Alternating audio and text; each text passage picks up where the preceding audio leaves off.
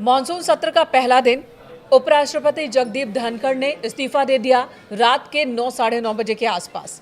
अगले दिन यानी कि 22 जुलाई को दोपहर तक इस्तीफा मंजूर कर लिया गया राष्ट्रपति की ओर से। उनकी ओर से वजह बताई गई हेल्थ इश्यूज। हालांकि इस्तीफा उन्होंने क्यों दिया, इस सवाल पर कयास है, थ्योरीज मार्केट में बहुत सारी हैं। विपक्ष सत्ता पक्ष अपनी अपनी बात कर रहा है, लेकिन अब क्या, कोई इसे बिहार कनेक्शन भी बता रहा है, बिहार से जोड़कर दिखा रहा है। इस वक्त हमारे साथ प्रभात जी मौजूद हैं। प्रभात जी, जगदीप धनखड़ का इस्तीफा क्यों हुआ? 101 वजह मार्केट में आ चुकी है, लेकिन कोई भी वजह सही सटीक दिख नहीं रही है। मेनका देखिए, ये अभी तो हंसी आ रही है, लेकिन वाकई जिस तरीके से ये पिछले 12-15 घंटे में जो चीज़ें हुई हैं, कल रात को अचानक 9:15 साढ़े 9 के बीच ये खबर आती है कि उपराष्ट्रपति जगदीप धनखड़ ने इस्तीफा दे दिया। और इस्तीफे में जो पहला कारण उन्होंने बताया है, एकमात्र कारण, कि स्वास्थ्य के इजाजत नहीं दे रहा था। स्वास्थ्य की परिस्थितियों को देखते हुए और डॉक्टरों के परामर्श को देखते हुए मैंने इस्तीफा दिया है, मैं दे रहा हूँ और तत्काल प्रभाव से दे रहा हूँ।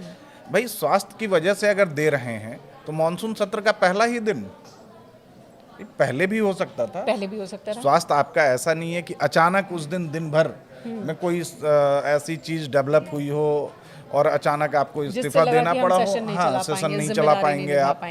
तो ऐसा नहीं है कि स्वास्थ्य ये, और अब ये खुलकर कही जा रही है ये बात कि स्वास्थ्य ही कारण नहीं है। स्वास्थ्य भी एक कारण है, ये हो सकता है, लेकिन स्वास्थ्य ही कारण नहीं है। कांग्रेस के कुछ नेता कह रहे हैं ये स्वास्थ्य वो वाला स्वास्थ्य नहीं है, ये राजनीतिक सेहत की बात हो रही है। शायद कोई राजनीतिक सेहत बिगड़ गई। हो सकता है मेनका। पिछले लंबे समय से देखा जा रहा है, कई बार मतलब मुखर तौर पे वो कई मौकों पे सरकार से उनकी लाइन लेंथ थोड़ी अलग दिखी है। हाँ, हम तो पूरी तरह ये नहीं कह सकते कि एकदम 100% अलग दिखी है, लेकिन थोड़ी अलग दिखी है।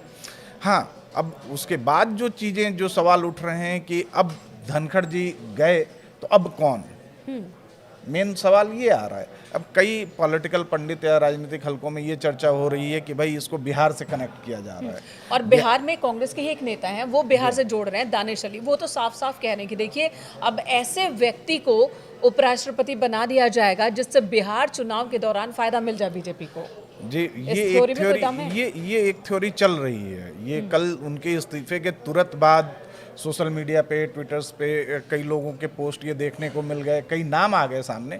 कईयों ने तो ये तक कह दिया कि नीतीश कुमार के लिए कुर्सी खाली कराई गई है।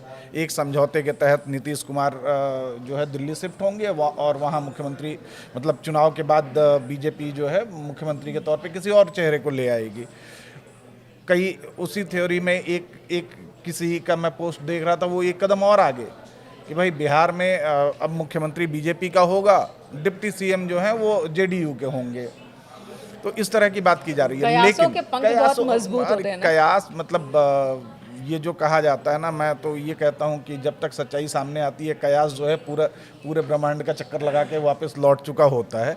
इसी तरीके की बातचीत चल रही है। लेकिन एक अगर बिहार वाली थ्योरी में देखें तो दो नाम बहुत प्रबल दिख रहे हैं जी। हालांकि अभी भी धनखड़ जी के इस्तीफे के बाद जो कार्यभार उपसभापति डॉक्टर हरवंश, वो कामकाज देखेंगे जब तक कि नए उपराष्ट्रपति का चुनाव नहीं हो जाता। तो अभी भी ये कह लीजिए कि सदन के संचालन की जिम्मेदारी एक बिहार के नेता के पास है, जेडीयू से बिलोंग करते हैं। इसके अलावा दो नाम और बड़े प्रमुखता से चर्चा में हैं। एक रामनाथ ठाकुर, कर्पूरी ठाकुर के बेटे हैं, जेडीयू से हैं, राज्यसभा के सांसद हैं, अभी केंद्रीय मंत्री हैं। एक नाम ये, इनको अगर मतलब जो थ्योरी दी जा रही है, अगर रामनाथ ठाकुर को लेके आते हैं तो एक बड़ा वोट बैंक है उनकी बिरादरी का, और उससे रिलेटेड मतलब पिछड़ा वोट बैंक जो है उसमें एक बड़ा वोट बैंक है वो, जिससे कि साध सकते हैं। और बिहार के नाम पर, बिहारी नेता के नाम पर कंसेंसस बनाने में भी थोड़ी आसानी होगी।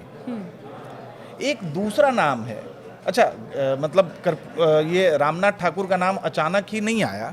आप पीछे अगर देखें तो भारत रत्न के लिए कर्पूरी ठाकुर बिल्कुल का को भारत रत्न देना अपने आप में, मतलब पिछले साल जब ये भारत रत्न का अनाउंसमेंट हुआ लोकसभा चुनाव से ठीक पहले, तो उस समय भी ये चर्चा शुरू हुई थी कि भाई अचानक से कर्पूरी ठाकुर 50 सालों के बाद कैसे याद आ गए सरकार को, क्योंकि वो एक वोट बैंक पॉलिटिक्स का हिस्सा है। तो आगे एक स्टेप और आगे बढ़ सकते हैं। आगे एक स्टेप और आगे बढ़ सकते हैं।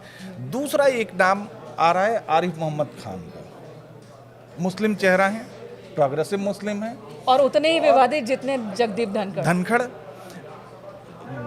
आरिफ मोहम्मद खान के साथ एक प्लस पॉइंट ये है कि आरिफ मोहम्मद खान के नाम पर 2017 में जो बिहार वाला कनेक्शन रामनाथ कोविंद का बिठा के जो बीजेपी ने साधने की कोशिश की थी, वो एक मदद मिलेगी। और आरिफ मोहम्मद खान से सिर्फ बिहार नहीं सधेगा, बल्कि पश्चिम बंगाल, जो अगले साल 2026 में जो पश्चिम बंगाल में चुनाव होने हैं, वहाँ भी मदद मिलेगी।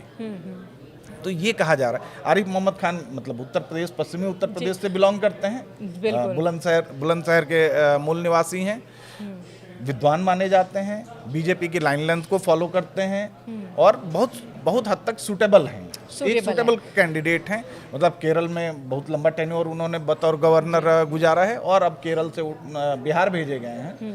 तो ये मुझे लगता है कि बयानों से उसी तरह से सुर्खियों में रहते वैसे हैं ही जैसे सुर्खियों में रहते हैं। बिल्कुल, मतलब उनका अगर ये कहें तो एक बीजेपी अपने आप को मुस्लिम फेवरेट चेहरे के तौर पे पोर्ट्रे कर सकती है आरिफ मोहम्मद खान के नाम पे। तो एक थ्योरी ये चल रही है, मतलब हरवंश, रामनाथ ठाकुर और आरिफ मोहम्मद खान। कुछ लोग ये भी कह रहे हैं, कुछ नेता ये भी कह रहे हैं कि हरवंश नारायण सिंह को भी बनाया जा सकता है उपराष्ट्रपति। क्या ये मुमकिन है? देखिए, मुमकिन कुछ भी संभव है। राजनीति में 1+1 2 नहीं होता है हमेशा, 1+1 11 भी कई बार हो जाता है।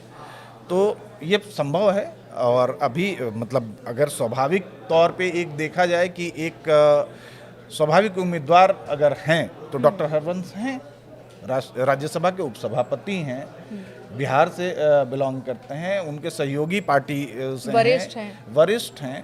तो ये सारा इक्वेशन जो है वो सूटेबल तो है डॉक्टर हरवंश के लिए भी। लेकिन बीजेपी और ख़ास तौर पे बीजेपी के जो आला कमान है वो हमेशा सरप्राइजिंग एलिमेंट के लिए जाने जाते हैं। बिल्कुल, यही बात मैं कहने वाली थी कि जिन जिन नामों की चर्चा होती है, चाहे वो किसी भी पोस्ट के लिए हो बीजेपी में, चाहे मुख्यमंत्री, उप मुख्यमंत्री, अब उपराष्ट्रपति भी, हमने देखा है कि जिन नामों की चर्चा बहुत ज़्यादा होती है वो नाम गायब हो जाते हैं, कोई सरप्राइजिंग एलिमेंट सामने होता है। तो इस बार क्या होता है वो देखने वाली बात होगी। बिहार कनेक्शन वाकई में कुछ निकलता है या नहीं, या इस मौके को बिहार से जोड़कर बीजेपी भुना कल रात से चर्चा यही चल रही है। मतलब कई लोगों ने तो ये तक कह दिया कि भाई 100% आप गारंटी मानिए बिहार से ही होगा, या बिहार से कनेक्शन वाला ही कोई नेता होगा। और ये स्वाभाविक भी है कि सामने चुनाव है बिहार में, और बिहार में अभी चुनाव तो जो भले है वजह वो ना हो, लेकिन इस मौके का फायदा उठाया जा सकता है। बिल्कुल उठाया जा सकता है। और ये मतलब पॉलिटिकल पार्टी के अपने हित में होता है। और जो कार्यशैली है बीजेपी की, तो बहुत ज्यादा इससे आश्चर्यचकित होने की भी जरूरत नहीं है। बिल्कुल, जहाँ पर कई सारे डेप्यूटी सीएम हो सकते हैं, एक नहीं दो डेप्यूटी सीएम हो सकते हैं। और ये एक बिल्कुल एक वो मतलब ट्रेडिशन बन गया है कि हर राज्य में एक मुख्यमंत्री, 2 उप मुख्यमंत्री, जहाँ भी बीजेपी की अपनी सरकार है या सहयोगियों के साथ की सरकार है।